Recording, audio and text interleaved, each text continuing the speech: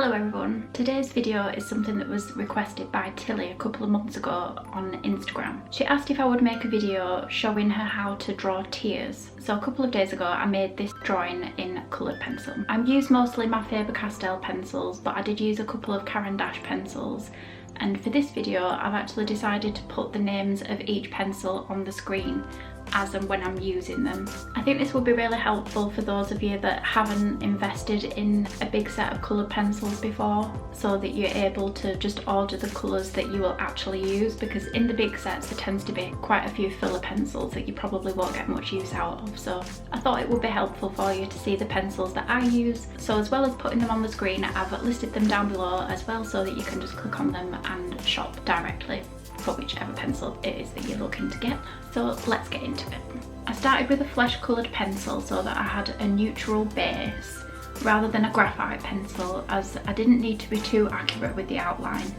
And first of all I focused on the darkest areas, the eyebrow, the crease in the eye and the eyelashes, just so I could see where I was going. By the way, I'm really sorry about the light changing all the time. I'm not really sure what I'm doing wrong here, so if you have any tips that could help me with the evening out of the light in my videos, I would really appreciate it if you could write them in the comments below for me. I kept this drawing in a 7x7 inch square, thinking that that would be easy to photograph for Instagram, just in case you were wondering. Of course, when drawing something like this, you have to start out with a good reference photo. Even if you aren't drawing something realistic, you will still need to use a reference photo so that you don't make any anatomy mistakes.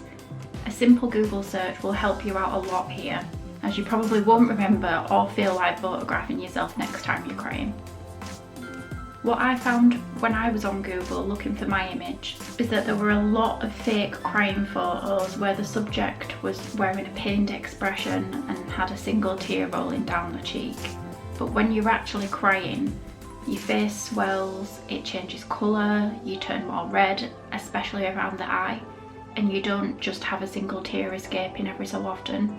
Your eyes fill up with tears, making them appear very shiny and reflective all over the eyeball and along the lash line.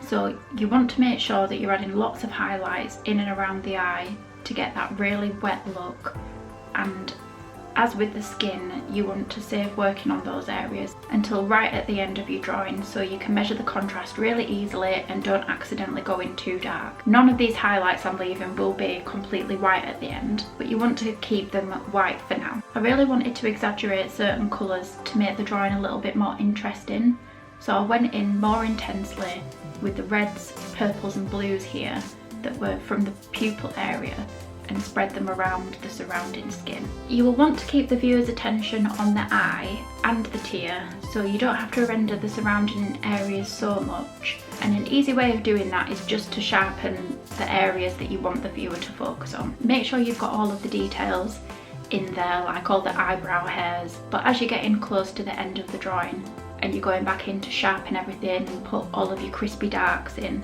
you only really want to do that on the areas that you want the viewer to focus on. Throughout most of the drawing, I've focused most of my attention on the shadows, because when drawing Caucasian skin that's lit like this, the highlights are so close to white that you don't want to go in too heavy in these areas.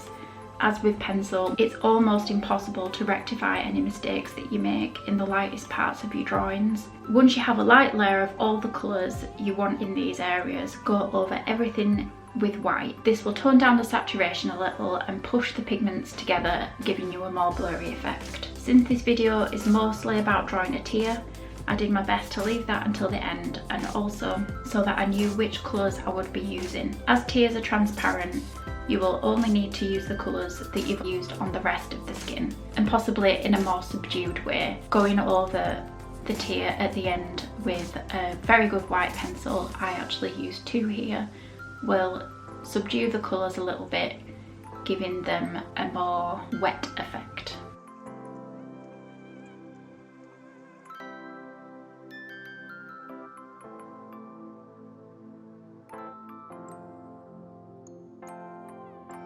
Okay, that's everything for this video. I hope you enjoyed it, or at least found it helpful. If you have any suggestions for any other videos that you'd like me to make, then leave those in the comments below and I'll see you next week.